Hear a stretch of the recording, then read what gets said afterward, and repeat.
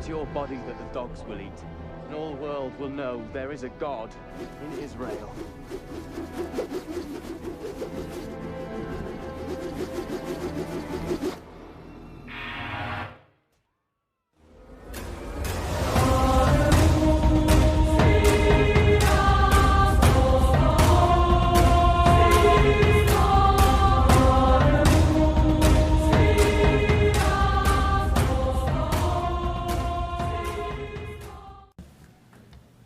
Thank you, Elder Gallimore, for the privilege of being here in not necessarily the birthplace of Adventism, but certainly the cradle of this church. Our roots go deep in this state. It's a wonderful place to be, and it's good to be back in a state that means so much to all of us. And good morning, Michigan family. Yeah, that's what you are, you know. I'm a lawyer. I've been out with the heathen all week long, and you have no idea how good you look to me. One of the nicest things about being an Adventist is that everywhere we go in this tired old world, we have family. I recall a few years ago, my wife and her parents were doing a surgical visit, bringing surgical expertise to one of our mission hospitals in the South Pacific. They were walking down the main street of a town in a very, very remote island. They just landed looking for their hotel, and they didn't know a soul there on the street, and up behind them came an indigenous lady, a local native lady, and she said, "You 7-day? You 7-day?" Had never seen them before, but she could tell they were fellow believers. And what a theme for camp meeting, sharing His holiness. And we're not here by accident. We are not here simply because of an accident of history. We are a special people with a special message, the right time, the right place, and the right message. Sharing His holiness. If someone's an Adventist, you ought to be able to tell that by looking at them, shouldn't you? So thank the Lord for my Michigan family, and happy Sabbath. Shabbat Shalom. This weekend we're going to be covering some very interesting topics, some exciting things. Tonight and tomorrow night I'm going to be delving into world events and showing how the combination of world events and fulfilling prophecy are fusing. And they're fusing in such a dramatic way that even non-believers can see it. You don't have to be into the Word of God anymore to be able to sense that something is coming. And tonight and tomorrow night we'll talk about it. We are into a period of time right now in American history in which our Constitution is facing the most intense challenges it has in the lifetime of virtually anybody here, including that wonderful brother we heard about last night who is how old, 103? Thank the Lord for the health message. I once heard an insurance person say the best way to lose money on an annuity is to write a policy on an Adventist living in the country. But our Constitution is facing dynamic challenges now of the sort none of us in this room have ever seen. Tonight and tomorrow night we're going to be talking about what it's like to be an Adventist on the cutting edge of the second coming. But before we get to end-time events this morning for just a few moments, let's just talk about Jesus. Let's talk about the Lord. It was an April evening in Jerusalem, just about the time of spring twilight, and everywhere you look, spring was in riotous display. Green grass coming out on the hillsides, wildflowers everywhere, the flowering trees were in bloom. And just as the evening was getting a little bit darker, that full Passover moon heaved its upper limb up over the ridgeline of the Mount of Olives and washed the city of Jerusalem in a magical silver light. And the city itself was sparkling with torchlight and lamplight because it was the week of Pesach. It was the week of Passover. And Jerusalem was filled with visitors from all over the world come back to celebrate that great event out of Israel's history. And on the slopes of Mount Zion, there was an impressive Roman palace.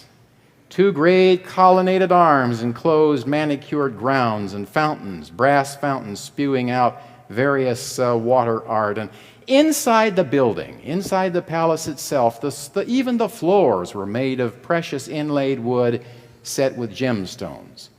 And this was the palace of a man named Pontius Pilatus. We've anglicized his name to Pontius Pilate. Not too many blocks away, there was another palace that was the home of the high priest. And on this particular Thursday evening, servants were busy with palm fronds sweeping out the paving stones in a great stone assembly hall. And then they took wet rags and wet sponges and wiped away the dust. And when the floors dried, they were beginning to toss down 71 great big overstuffed pillows, kind of like beanbag chairs. And they were put in a perfect semicircle, which told anybody looking into the room that the Sanhedrin would sit here tonight as a formal court in a capital case trying some son of Israel for his life. Well, right next to the temple, there was another Roman structure called the Fortress of Antonio. And it had a great big tower. The tower was so high that if you got on the top of it, you could look down into the courts of the temple. And the Jews hated the thing, but there wasn't a thing they could do about it. So they dreamed that when Messiah came, he would wipe the world up with the Romans and leave Israel preeminent. And they had programmed themselves for the wrong Messiah. And now in the courtyard of the Fortress of Antonio, a few legionnaires were busy assembling execution crosses. They were fastening the horizontal patibulum of the cross to the vertical stipes beam, and they made 3 of them because there were 3 executions about due. A couple of low-life thieves and a false Messiah by the name of Bar Abbas. Bar means son of, Abbas means heavenly father. His very name proclaimed he was a small-time false Messiah. And there's one more place we have to visit this evening. It's a large home in a wealthy section of Jerusalem owned by a lady named Miriam. Now, Miriam is the Jewish pronunciation, the Hebrew pronunciation. The anglicized version is Mary. She wasn't the mother of Jesus. She never had any money. She wasn't Mary of Magdala. She wasn't Mary, the brother or the sister of her brother Lazarus. She was another Mary, and apparently she had a young son by the name of John Mark. Wealthy woman. Had a lovely home up country, also this big home in Jerusalem. And the upstairs loft of the thing was big enough to hold easily 120 people, because just 50 days hereafter that place would be filled with the early Christian church. And in that upper loft, 13 men gather for the Passover supper. Probably over in one corner of that big, drafty, shadow-ridden place. And somewhere during the evening, one of them storms angrily out and disappears out toward the Temple Mount and the offices of Caiaphas. And finally, along toward probably 11 p.m., 11:30, maybe midnight, the other 12 finish the Passover supper. They sing the Passover Hallel, something as old as Israel. Then they go out through the narrow, by this time darkened and deserted streets of the city, toward the eastern gate, across the Kidron Gorge, up the other side, after they cross the creek, into a place called Gethsemane, the place of the olive press. And there, one of them, a mysterious cosmic visitor, begins to bend under a strange load. And he's clawing the air in agony. And he stumbles and he falls, and his 11 remaining disciples can't take it, and they retreat into the anesthesia of sleep. And he goes through that nightmare all alone. Somewhere after midnight, maybe the early hours of the morning, maybe 1 o'clock, there's another noisy commotion at the eastern gate of the city, and a mob comes out, and there's a sparkle of torchlight and the gibber of voices, and temple police and renegade Romans and others coming along with some of the gentry of Jerusalem find their way unerringly across the Kidron Gorge, over the little creek, into the garden, and directly to where Jesus and his 11 disciples are. And suddenly the Lord's arms are reached behind his back and tied off. Nobody's much concerned about cutting off circulation. And all his disciples flee, including a young man who was for some reason clothed only in a linen sheet. You'll only find the story in the book of Mark. My theory is it was John Mark himself. Who else would have known? Just as Jesus is about to be taken away, some young fellow there among the arresting crowd sees John Mark. He says, "There's one, let's grab him." And he grabs the sheet. And you know what I like about young people? Everything they have still works. And John Mark says, "Buster, if you want that sheet, it's yours." And he skins out of it and runs into the dark naked. And if you don't believe me, look it up sometime in the book of Mark, chapter 14, verse 51, verse 52. Now Jesus is bound and dragged back to the home of Caiaphas into a legal system that he himself had designed. In the whole history of the world, there is nothing to compare with the Hebrew system of justice. Absolutely nothing like it. I've studied comparative law first in my JD program out in California, and then later I went to Oxford University and did some postdoctoral work in European community law, trying to get in mind the way the parallel legal systems in our world work. I have seen nothing in all of human history remotely like the Hebrew system of law. It is just awesome. It is a system designed to make it impossible to successfully perjure yourself, impossible to convict an innocent man, and very, very difficult even to bring a charge against somebody. In Israel, any capital offense was tried by the entire Sanhedrin, the great Sanhedrin. The Supreme Court of Israel was composed of 71 members. And this comes down from the time of Moses, when Moses was hearing all of these legal cases out in the wilderness, and his father-in-law very wisely said, "You're going to need some help for this. Get some help." And he chose 70 elders in Israel as sitting judges to hear these disputes. So it developed in Jewish tradition that the Sanhedrin would be composed of the 70, representing the 70 helpers of Moses, plus an extra one sitting in the seat of Moses, and that would be represented by the sitting high priest. They were all experienced judges. They had all had experience trying cases in inferior courts. They were all accomplished linguists. The reason for this was quite simple. The Sanhedrin would not trust to a translator when a human life was at stake. Somebody on the court, at least two members of the court, had to be able to understand the testimony of anybody in any language. So they were accomplished linguists. Some of them were renowned scientists. Brilliant men, some of the finest minds in Israel. And it was absolutely central to their task that they be committed to the defense of the accused. Now, the reason for that was that in the time of Jesus, there was no office called defense attorney. I've walked into court, stood beside criminal defendants early in my practice in the courtroom, and we have the practice now of having a lawyer stand by you to defend you, to plead your case. In the time of Israel, that office did not exist for the simple reason that the Sanhedrin itself, the judges who would decide your case, also were charged with your legal defense. Now, how are you going to lose a case like that? By the way, what does that remind you of? On your camp meeting programs, thank the Lord for the kind of Christian leadership that brings to our attention the pillars of our Adventist faith. And on the cover of your camp meeting program, what do you see a picture of? The sanctuary.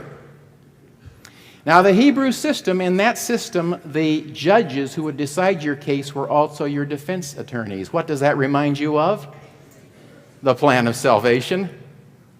And nowhere will you find that except in ancient Israel and in the sanctuary message, unique to the Adventist faith. More of that tomorrow night when we talk about morning's trumpet. So the court itself would defend the accused. And in the time of Jesus, there was no prosecuting attorney because any case brought against a son of Israel would have to be preferred by the witnesses. If I and 2 or 3 other Jews saw somebody do something we thought deserved to be punished, we would have to go to court, present our cases, probably having never been into court before. We would argue for the prosecution. And opposing us would be 71 of the brightest Jewish lawyers in the world. Small wonder there was a saying that a Sanhedrin who convicted anybody as often as 7 years was nothing more than a butcher shop. It's this system of justice Jesus is brought into long before dawn, which means that his trial from the very beginning is what? Illegal. Now, most Christians know that. Most Christians know it was illegal to try somebody at night, but very few Christians know why under Jewish law that was the case. Why was it? Very simple. In the time of Christ, a trial like this was deemed to be a religious act. Therefore, it could not begin until the morning sacrifice for sin had been offered, and it could not extend after the evening sacrifice for sin. Therefore, it had to happen during the daytime. Now it starts in a large room in which 71 pillows are neatly laid in a semicircle on the stone floor. By the way, what does Daniel 7, 9, and 10 say? I beheld, and thrones were cast down. What Daniel is seeing is those pillows being set down for a courtroom scene. He's a Jew. The heaven is speaking to him in Jewish terms, and when he sees the thrones cast down, he's seeing a picture of heavenly judgment. My friends, there is nothing wrong with our pioneers' concept of an investigative judgment. Well, why were the pillows put in a semicircle? Very simple. In Jewish procedural law, there was nothing more important than a human life, a Jewish life. And so the judges sat in a circle so that every one of them would have an equally good view of all of the witnesses who would stand in the center of the circle, and also an equally good view of the defendant.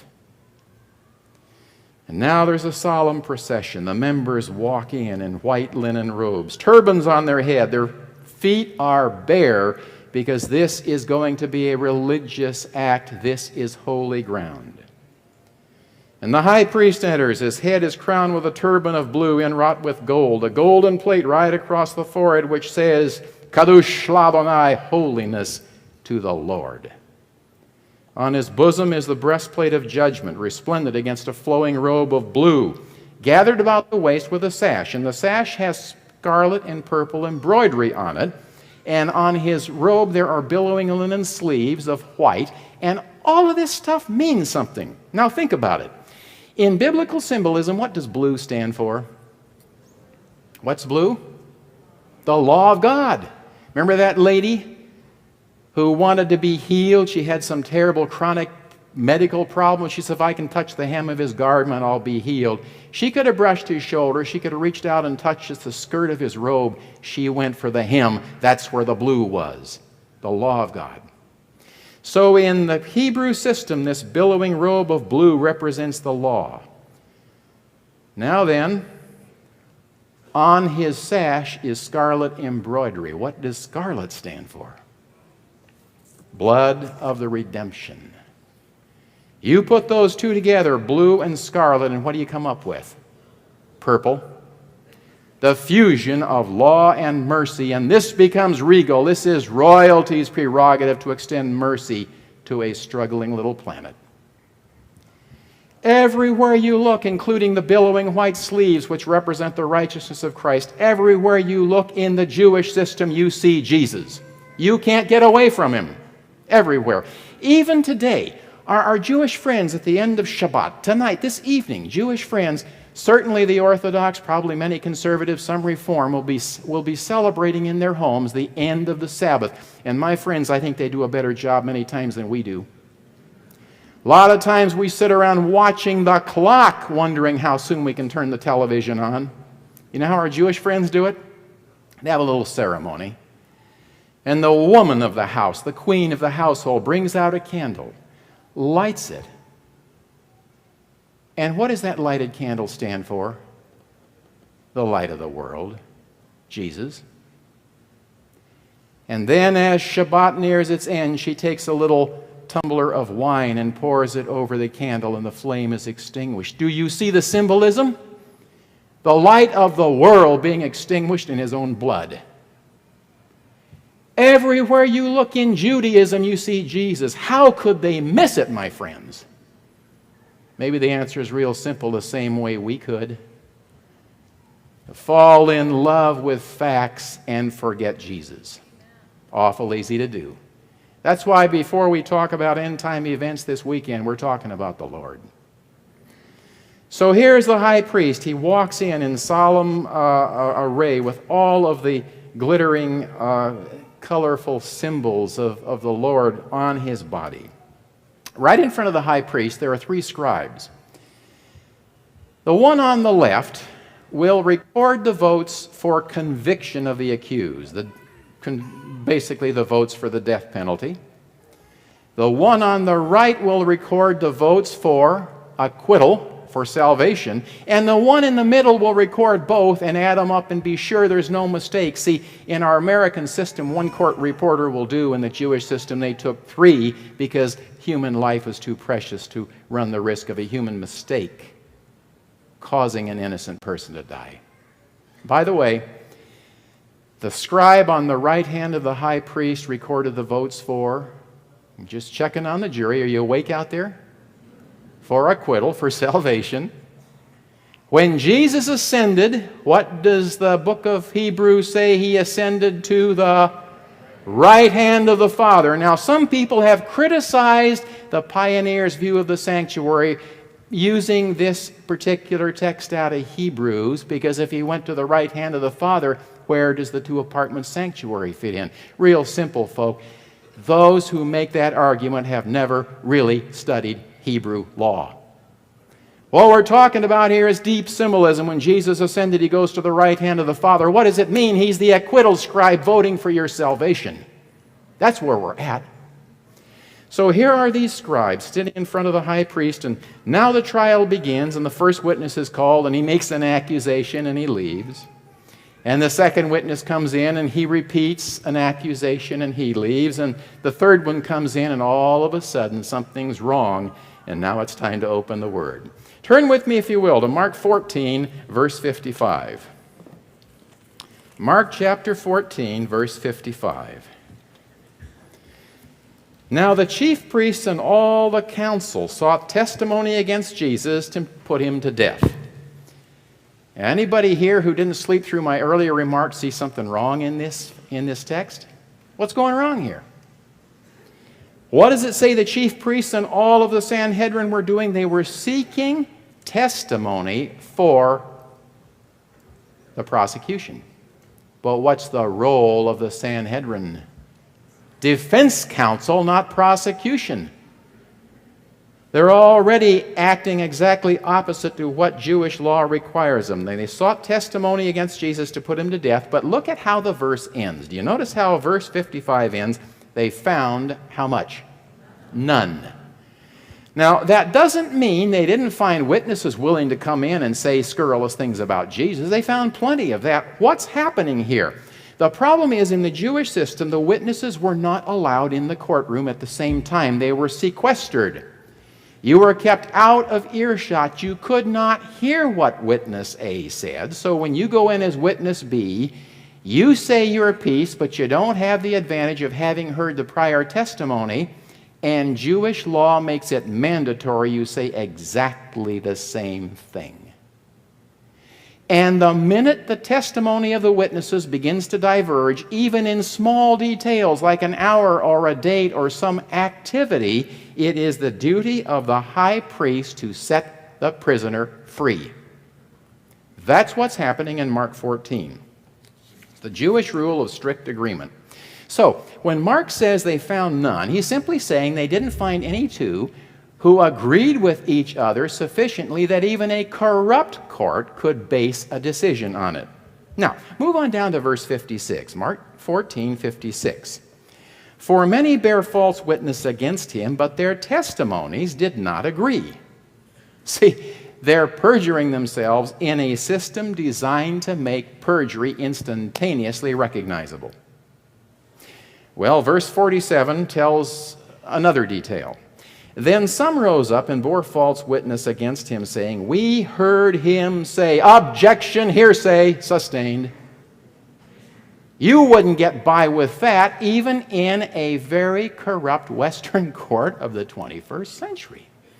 We heard him say, I will destroy this temple that is made with hands, and within 3 days I will build another made without hands. Now, that's a pretty simple speech to memorize, isn't it? Only 21 words long in the English version. In the Hebrew, it's a little shorter. Pretty simple speech to memorize. Why couldn't they pull that off? Look at verse 59. It says, but even then did their testimony not agree. Why couldn't at least 3 guys memorize that, come in and say it, and leave, and give Caiaphas the conviction he was looking for? Well, the answer is that they're saying this in front of 71 very intimidating, very bright Jewish lawyers who are supposed at least to go through the motions of a cross-examination.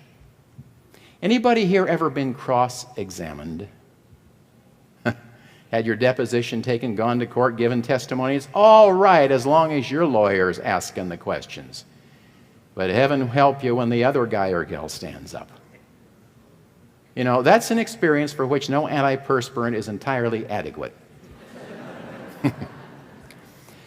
Now, here are 71 of the brightest lawyers in the world, and to make it look like a trial's happening, they have to at least go through the motions of a little cross-examination, and these people fold up like wet tissue paper, and Mark says, even then did their testimony not agree. Caiaphas is now about to lose the trial of the ages. And what happens next? You know, Caiaphas has, let me put it this way, Messiah has already made fools of lawyers who had days to plan their attack on him, and when they came with their carefully planned attack in a few well-chosen words, he would send them on their way in complete defeat. And under the pressure of time and surprise, Caiaphas has done no better. Now, all of a sudden, there's a loyal bystander in the court standing somewhere near Jesus. He can't take it. There's a loud smack. Jesus has been slapped on the face because this man is so distraught at seeing the high priest publicly embarrassed, he just reacts physically. Everything's now in disarray in the courtroom. Caiaphas looks imploringly around the circle, his befuddled eyes screaming. An unspoken call for help, but the entire group of senior judges seems paralyzed with bewilderment. And on the back rows of the court, there are bright young men. They're candidates for membership in the Sanhedrin someday. And I can just see them glancing at each other in the irreverent manner of young guys smirking at the fix the big guy has gotten himself into. No one has a clue what to do next. And at this point, I think Lucifer steps in. In my new book, The Lucifer Diary, which, by the way, has come first to Michigan and all the world, it's here first. Just got off the press this week, and I didn't see a copy till I got one at your ABC. I offer the theory that Lucifer steps into the trial of Jesus. And as if we were seeing the trial from Lucifer's perspective, I put it this way. I have to step in. They've failed to prove sedition, which would make it hard to get a death warrant out of Pilate, but there's another way to get out of this mess. Caiaphas, I whisper, you haven't proved your case, but there's another charge you can prove, blasphemy. Change the theory of your case. Convict him for claiming to be God. You look in Mark 14, that's exactly what Caiaphas does. He changes the theory of the case halfway through from sedition, which would have gotten an easy conviction from Pilate, to the theory of blasphemy, which Pilate won't care a thing about. And Caiaphas seizes that idea like a gift from heaven, and rising from his pillow, he soars into full regal dignity, resplendent in his white robe and royal blue tunic. And then he speaks to the Lord of creation, and he does so in the language that the Lord will not ignore. Take a look at verse 61. Again the high priest asked, saying unto him, Are you the Christ, the Son of the Blessed? Now, here's an example of why it's so wonderful. We have 4 different versions of the life of Christ. That's the view that Mark gives us. Now, keep your finger there, because we're going to need to go back to Mark.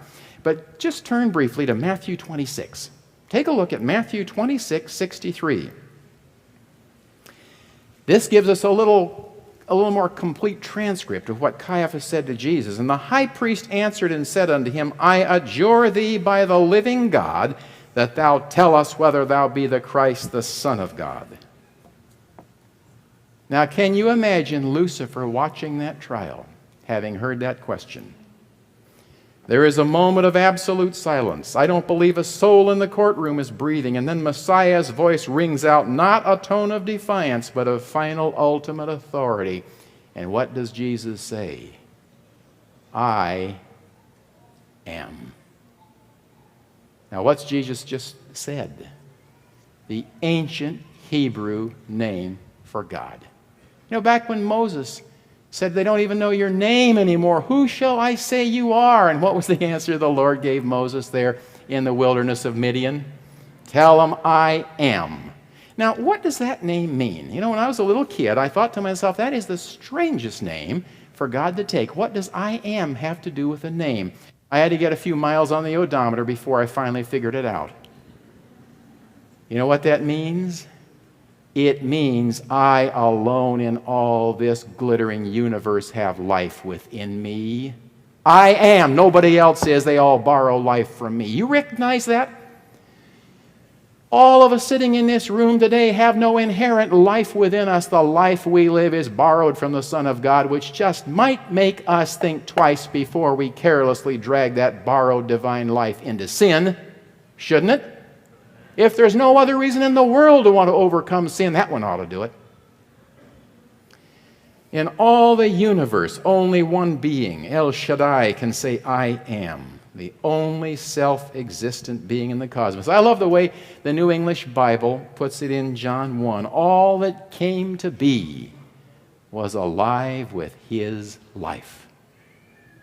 So the great I am from Israel's early morning of his existence now identifies himself. And now Caiaphas is faced with a challenge. The words hang in the air like a challenge from the cosmos. I am. It's the name of God, the title he took when talking at the burning bush.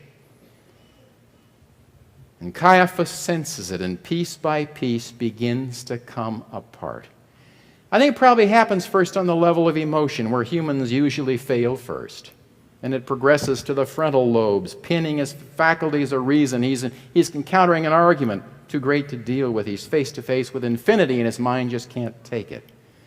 And quite rapidly, this whole sequence of events hits his body, and the whole process probably occurs in less than a second. And the next thing you hear is a screeching sound of fine fabric being torn. That blue representing law, the scarlet representing the blood of atonement, the purple representing mercy, the white representing the character of Jesus. It all comes apart. He's destroying the plan of salvation. And then he turns to the rest of the court. Now we're ready to go back here to the book of Mark. Turn back to Mark 14, if you will, and take a look at verse 63. Then the high priest tore his clothes and said, What further need have we of witnesses? Ye have heard the blasphemy. What do you think? You know what's wrong with this?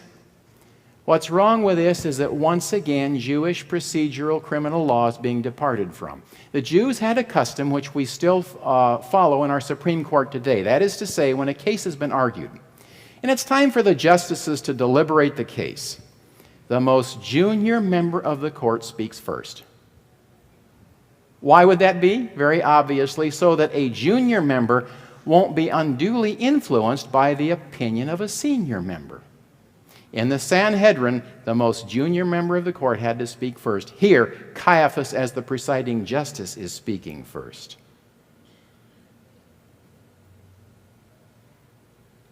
And he tries to convict Jesus on his own uncorroborated confession. Maimonides, great Jewish scholar, put it this way: we have it as a fundamental principle of our jurisprudence that no one can bring an accusation against himself. Confession is not to be used unless properly attested by two other witnesses. What am I getting at? In the trial of Jesus, from the very moment it begins at night when it should have been held off till daylight, every procedural safeguard in Jewish law is being overturned. And now Caiaphas challenges the court. What do you think? What shall we do with him? And verse 64 continues to say, and they all condemned him to be worthy of death. All of them. Now, in our American system, we would say, well, there's a quick, unanimous jury. There's no doubt about it. The man is guilty. When it takes the jury several days to convict, we begin to wonder. There's an element of doubt here. Maybe he's guilty, maybe he isn't. Maybe it's a 51-49 split that finally gets resolved, but we're not sure about the conviction. If it comes in quick and unanimous, we say there's not a doubt about it. The guy has to be guilty. In the Jewish system, it was absolutely inverted. If there was a quick, unanimous verdict of guilty, it was the duty under Hebrew law of the high priest to set the prisoner free. The theory being that no 71 people ever agree that quickly on anything. This doesn't smell like justice. This smells like a mob.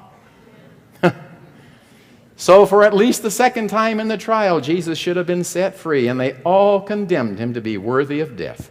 Once again, the Jewish legal system tries to protect an innocent man. Mendelssohn, in his wonderful book, The Criminal Jurisprudence of the Ancient Hebrews, put it this way: a simultaneous and unanimous verdict of guilty rendered on the day of trial has the effect of an acquittal.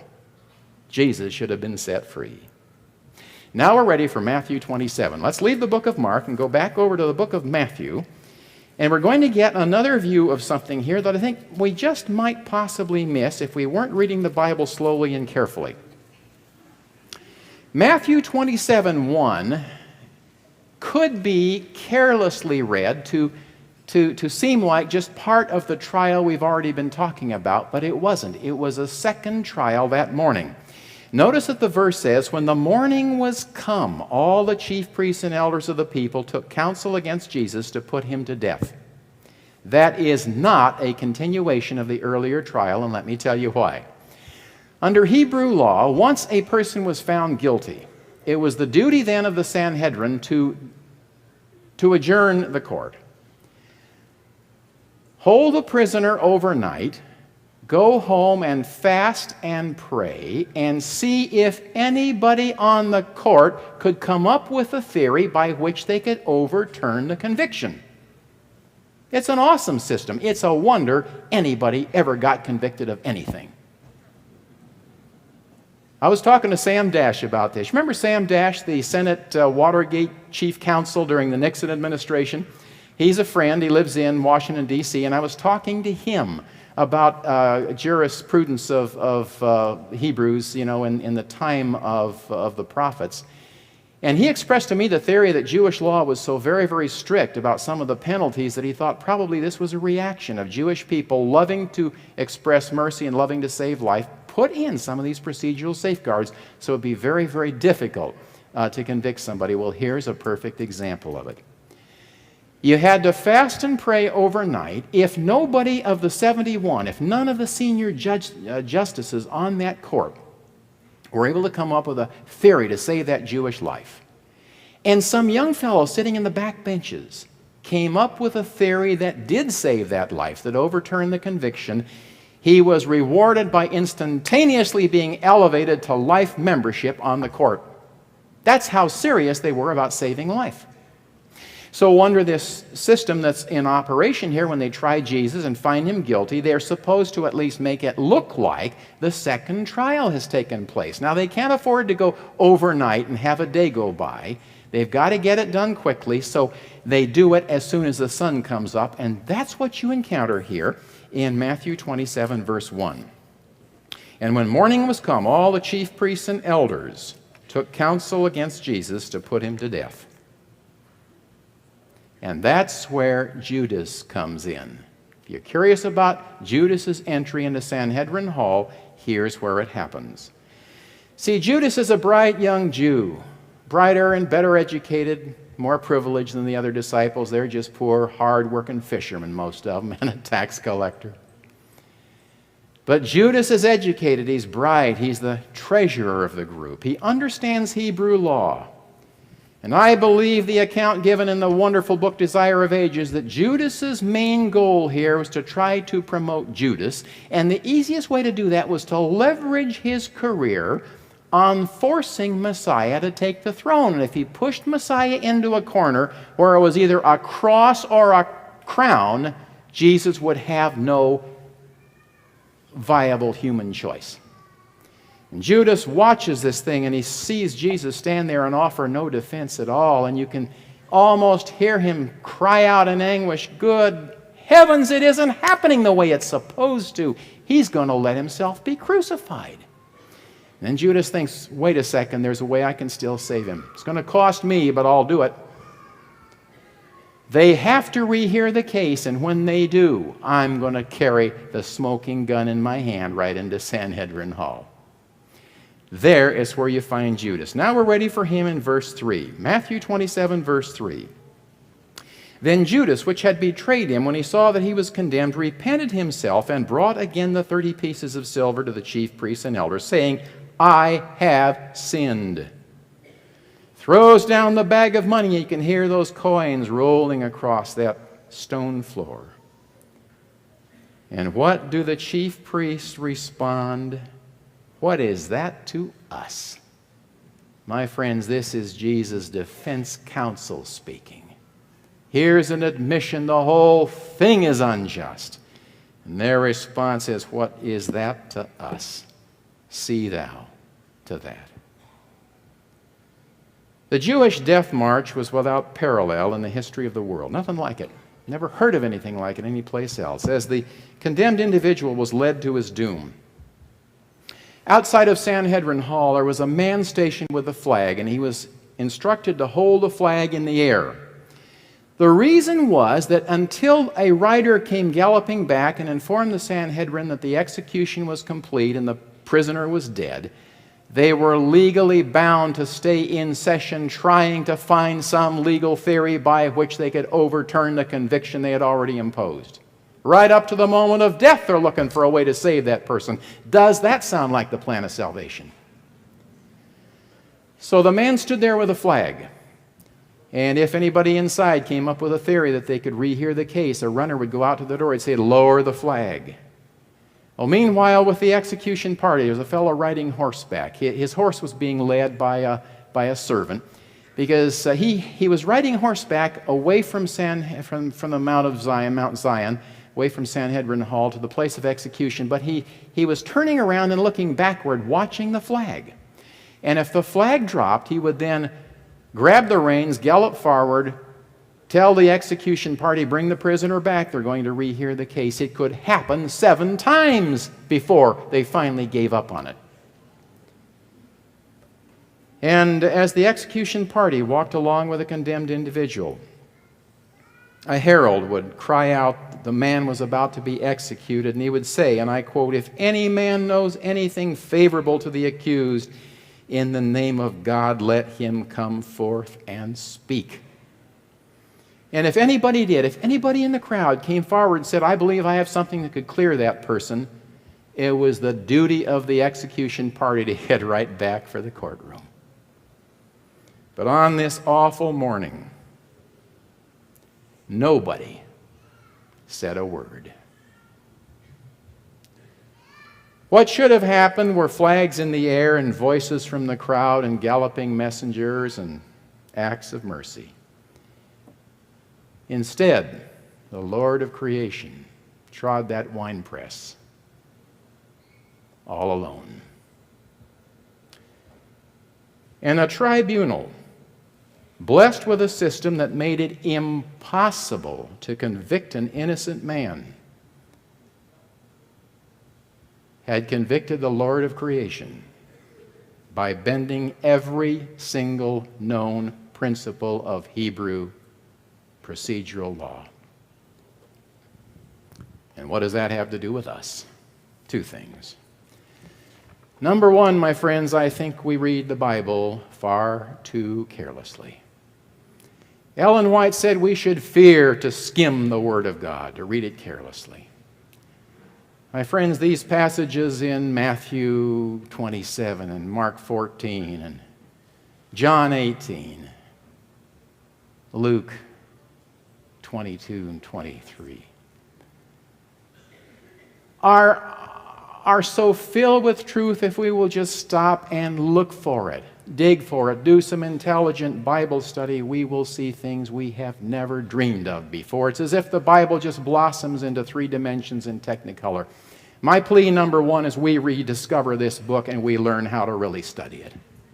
Because what I've done this morning isn't that hard. Anybody can do that. I've never read the book, but I think Taylor Bunch did a wonderful book years ago called Behold the Man, which probably says a lot of what I've said this morning. This isn't hard information to get. We should be much more deep students of the Word of God.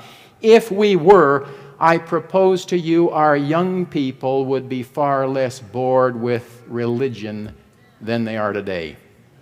I don't think our young people necessarily need rock music and a circus in order to be interested in coming to church. What they need is the Word of God proclaimed in depth and with intelligence. It's time for us to rediscover the Word. But much more important than that, give us a little insight into the Lord we expect to see. He sees the best system of justice this world will ever experience, mutilated for the sake of a conviction that should have never happened. And he keeps his regal, majestic bearing. And he goes to the cross with it. And he basically says there, hanging on that cross, you can do all this. You can butcher the best system of justice it is possible for the human mind to create under the guidance of God. You can hang me here. You can nail me here. But there's one thing you can't make me do. You can't make me stop loving you. Thanks.